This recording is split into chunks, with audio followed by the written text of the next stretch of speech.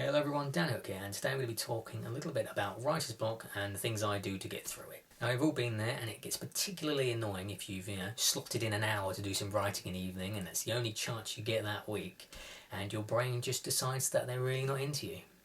So the first thing that I do to remedy this is a sand timer. Yes, so without it, I don't really feel like there's much pressure. I mean, there is, but I find that with the visualization of a sand timer and listening to the sand, it just adds that slight more pressure to me, because for me, once this gets going, I've got until the sand runs out to have boshed out a load of words, and sometimes that's the only chance I'm going to have a week. Now the thing with this, it gets me into writing quite easily because it applies that added pressure, and it's an hour long. But once I get into the flow of things, if I can write for more than an hour, I do. Sometimes I look up and this has gone completely empty and I'm still happily writing because I just needed that initial kick to get into it. So you can use your timer on your phone.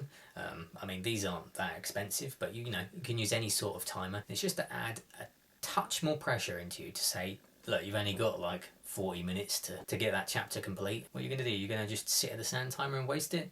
No, put my phone away, close off YouTube and get to it.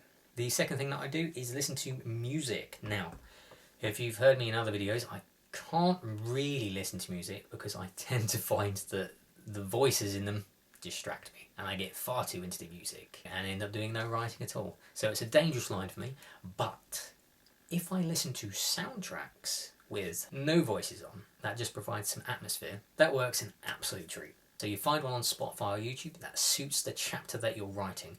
So, for example, if I'm writing a bit which is suspenseful, a little bit eerie, I go onto YouTube and I, just type in suspenseful soundtracks, see what takes my fancy, pick one, listen to it, stare at my blank page, and consider how the music is making me feel. If it's a little bit eerie, maybe my character is going to feel lonely in this scene. If I'm feeling that from the music, if they're lonely, are they afraid? Why are they afraid? Is someone watching them? Is something watching them? Are they being stalked? Can they escape? Where do they run to? Home? Petrol station? Do they have friends? Now obviously all of this isn't going to apply to your chapter, but it should help direct you in aspects of how the chapter should feel and where you should begin writing with it. So it doesn't need to make sense you just jot down a load of notes of how the music is making you feel. And if you can start forming the chapter and actually properly writing for it whilst you're still listening to the music. For me, it's usually just a boost. It's a boost to get the notes, to get the atmosphere, to get the tension for this particular example. And then I usually take out my earphones, flip over the sand timer and try to bosh out the chapter. Now this third tip is kind of more like after you've been in the flow of things, after you've had a good successful writing evening and you've finished off a chapter nice and clean, you're good, you're perfectly stopped at the end, and the next day you can get on with the next chapter. I know it feels right, I know it sounds right, but it's not something you should do. And the reason is, next time you sit back down to continue on your writing, well, looking at a blank page is never a good way to start.